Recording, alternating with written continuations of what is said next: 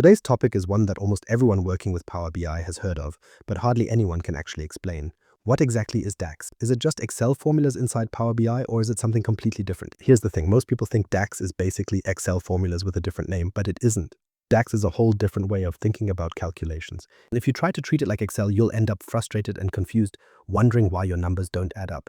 By the end of this episode, you'll know what DAX actually is, why it matters, and the core concepts you need to start using it with confidence. Grab your coffee and let's dive in. What exactly is DAX?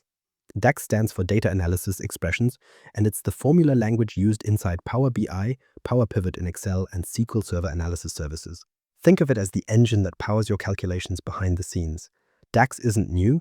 It's been around since Excel Power Pivot was introduced over a decade ago. But with Power BI, it's become the go-to language for anyone serious about data analysis. And here's what makes it different. In Excel, you write formulas that work with individual cells. Point to A1, multiply by B1, and you get a result for one cell. DAX doesn't work that way. It works with entire tables and columns at once. You're not calculating one cell at a time. Instead, you tell the engine, take this whole column of numbers and sum it up, or filter this entire table based on this condition. So how do you picture it? Imagine you're building an office building. Power BI gives you the structure, the floors, walls, and rooms. That's your data model. DAX is the wiring and the plumbing. It's what makes everything work. Without DAX, you have a building that looks nice but has no electricity or running water. With it, the lights turn on, the faucets work, and your reports actually respond when someone clicks a slicer. That responsiveness is the whole point. DAX lets you create calculations that automatically react to filters and interactions. Build one measure, and it shows the right number whether someone's looking at total sales by region, by product, or by month. It just works.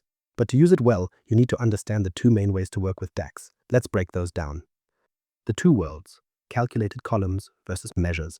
Today we are talking about two building blocks in DAX, calculated columns and measures. Most people think they are the same thing. They aren't. Mixing them up is one of the most common mistakes I see. A calculated column is static. It adds a new column to your table. It fills up during a refresh, and then it sits there. It doesn't change until the next refresh. Here's the simplest way to think about it. Imagine a filing cabinet. You put a piece of paper in a folder. That paper has the customer's full name on it. It doesn't matter if you look at the file today or next week. The name is still there. That is a calculated column. A measure is completely different. It doesn't sit in the table. It lives in the memory of your report. Every single time someone filters, slices, or clicks a visual, the measure wakes up and recalculates. Why does this matter? If a user clicks a slicer for the Northeast region, a measure recalculates instantly. A calculated column ignores the slicer. It has to. It is static. Here is the simple rule. If the number needs to change when someone clicks a button, use a measure. If it is the same no matter what, a calculated column is fine. Total sales should always be a measure. If someone filters by region or by month, the total must update. Customer full name is a column. It never changes. A slicer won't touch it. Now, here is where most beginners get confused. They create calculated columns for everything. It feels natural because that is how Excel works. But overusing columns bloats your model. Your reports become slow. Calculated columns create static numbers that ignore your users. Measures are almost always the better choice. They are dynamic. They respond. Once you understand this difference, you are ready for the real magic of DAX. That magic is called filter context. The big idea, filter context. Okay, we have our two building blocks. Now let's talk about the engine behind them. Every number you see in a Power BI report is calculated inside something called filter context. It sounds complicated, but it is simple. Filter context is just the set of filters active at that exact moment. Where do those filters come from? They come from the slices on your page. They come from the visual you clicked. They come from the page itself. Even the row you are looking at creates a filter context. Here is why you should care. When you write a measure like total sales, you are not telling it to look at the Northeast region in Q3. You just tell it to add up the sales column. That is it. The measure doesn't know about regions, it doesn't know about quarters, it just adds up whatever rows are currently visible. The filter context decides what is visible. Imagine a spotlight. Your whole data set is the room, the filter context is the spotlight. The measure is a camera taking a picture of exactly what the light hits. Move the spotlight to the Northeast region. The measure recalculates, move it to Q3, it recalculates again. You didn't change the formula, the context changed. This confuses most people. They write a measure. It looks right in one visual, then they put it in a matrix with different filters and the number changes.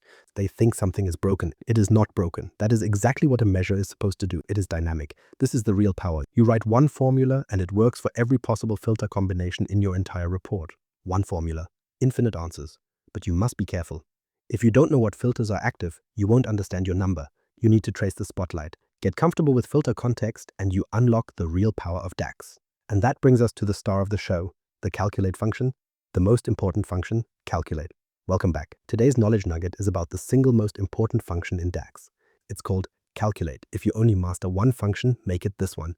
Calculate lets you control filter context instead of just accepting whatever filters are active. Here's how normal measures work. When you write a measure, it respects the current filter context automatically. If someone selects 2024 from a slicer, your measure shows 2024 numbers. If they choose the Northeast region, it shows Northeast numbers. The measure responds to whatever filters are in play, no extra work needed. That's the default behavior. But what if you need a number that ignores the current filters? Maybe you want total sales for all regions right next to sales for the selected region. Or you need last year's sales while someone is looking at this year. In those cases, you can't rely on the default context. You need to modify it. That's exactly what calculate does. Calculate works by temporarily changing the filter context. You give it an expression to calculate, and then you give it one or more filters to apply. It changes the context, runs the calculation, and returns the result. The original filter context stays untouched. That's the magic. The syntax is simple. You write calculate, expression, filter 1, filter 2. The expression is usually a measure you've already created. The filters are the conditions you want to apply. You can add as many filters as you need. Let's see it in action. Suppose you have a measure called total sales. It shows sales for the selected period. To show sales for the same period last year, you write calculate. Total sales, same period last year, calendar date. That's all it takes. Calculate takes your existing measure and shifts the date context back 1 year. You get the comparison you need in one line. Without calculate, you're stuck with whatever filter context exists. With calculate, you can override filters, add new ones, or remove existing ones. You can request total sales for all products even when someone filters to a specific category. You can pull sales from last month when the report shows this month. The control is in your hands. About 80% of advanced DAX relies on calculate. Time intelligence, dynamic comparisons, custom aggregations, running totals, they all use calculate under the hood. Getting comfortable with this single function gives you enormous power over your reports. But calculate works at the filter level. What about row-by-row logic inside a measure? That's where a different set of functions comes in. Iterator functions, when you need to think row by row. So calculate handles filter level changes beautifully, but sometimes you need to step inside a table and compute on each row individually inside a measure. A simple sum can't do that. You need something that walks through the table row by row. Here's a common situation. You have a sales table with quantity and unit price in separate columns. You want a measure that shows total revenue. You can't just multiply some quantity by some unit price. That multiplies the totals, not the individual rows. You need to multiply each row's quantity by its unit price, then add up all those results. That's row-by-row math. Iterator functions are built for this. They're the functions that end in x, assume x, average x, count x, minx, max. The x stands for expression. These functions take a table, walk through every single row, perform a calculation on each row, and then aggregate the results into a single value. For the revenue example, you write SUMX, sales, sales quantity, sales unit price. The first argument is the table to iterate over. The second argument is the expression to evaluate on each row. SUMX goes row by row, multiplies quantity times price, and sums everything up. One measure gives you the correct total revenue. Simple and direct. Use iterators whenever your calculation involves multiple columns from the same row. Profit per line item, discounted price, weighted scores. Anytime the math requires row-by-row logic inside a measure, an iterator is your tool. But iterators have a performance cost. They walk through every row, so overusing them on tables with millions of rows can slow your reports to a crawl. The simple rule: only use an iterator when you actually need row-by-row logic. If a simple sum or average gives you the right answer, use that instead. Your reports will thank you. One more tip. Sometimes a calculated column plus a simple sum is faster than a SUMX. If you create a calculated column that does the row-level math once at refresh time and then use a regular sum on that column, you avoid paying the iterator cost every time someone views the report. Test both approaches in your own data. The fastest option depends on your model size and how often the data changes. Choose wisely. Time intelligence made simple. Now let's talk about one of the most requested features in Power BI, comparing time periods. How are sales this month compared to last month? How's the year tracking against last year? These questions come up in almost every business report. And DAX has functions built just for that. Time intelligence functions handle year-to-date totals, same period last year, rolling averages, and month-over-month changes. They're part of DAX, so you don't have to write complex filter logic from scratch. But here's the catch. Time intelligence functions need a proper date table. Not just any date column from your fact table. You need a separate table with one row per day, covering your full date range with no gaps, and it has to be marked as a date table in your model. Skip that step, and the functions simply won't work. Once you have that date table set up, the most useful functions are total ETD, summer period, last year, dateadd, and dates between. Total ITD is the simplest. You write total ITD, total sales, calendar date. and you get a running total from the start of the year through whatever date is in context. Drop it in a line chart by month, and you'll see that cumulative total grow as the year goes on. Same period last year does exactly what it sounds like. It shifts the date context back 1 year. You pair it with calculate like this. Calculate total sales, same period last year, calendar date.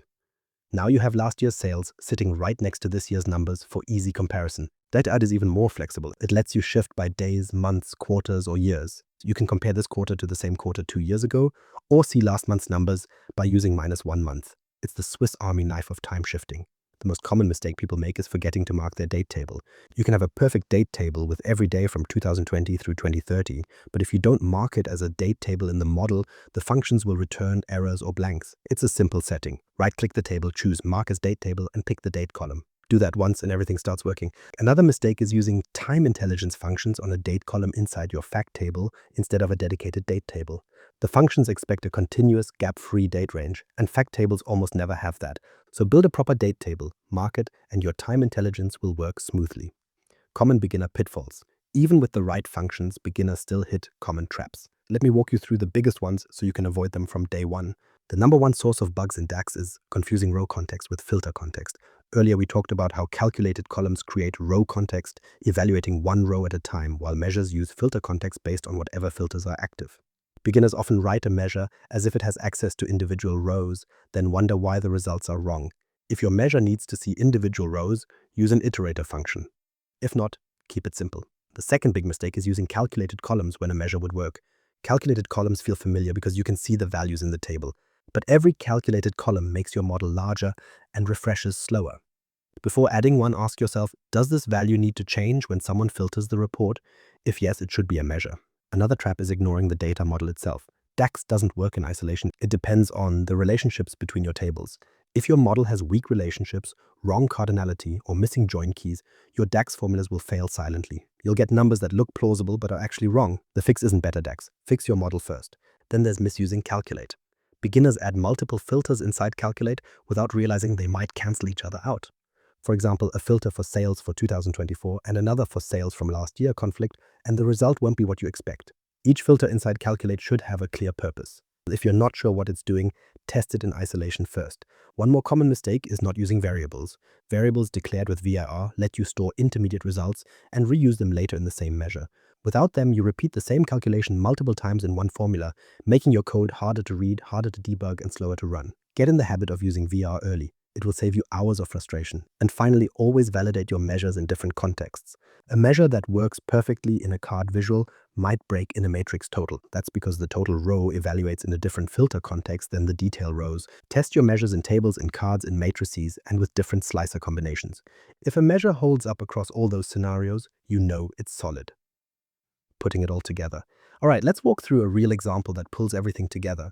Imagine you're building a sales report and you need to show 3 numbers. Total sales for this period, total sales for the same period last year, and the growth percentage between them. First thing you need is a clean date table. Go into your model, create a date table that covers your full date range, 1 row per day, no gaps. Then right-click it, choose Mark as Date Table, and pick the date column. Do that once, and every time intelligence function you write from there on will just work. Next, write your base measure. Call it total sales and type total sales or sum sales amount.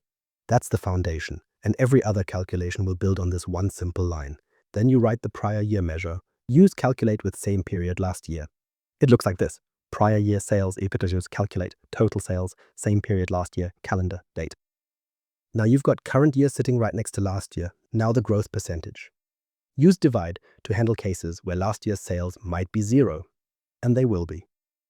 Write it like this. Growth percent equals divide. Total sales, prior year sales, prior year sales. Divide safely returns a blank instead of an error if the denominator is 0. That's the smart way to avoid crashes. Now you have 3 reusable measures that work across any filter you throw at them.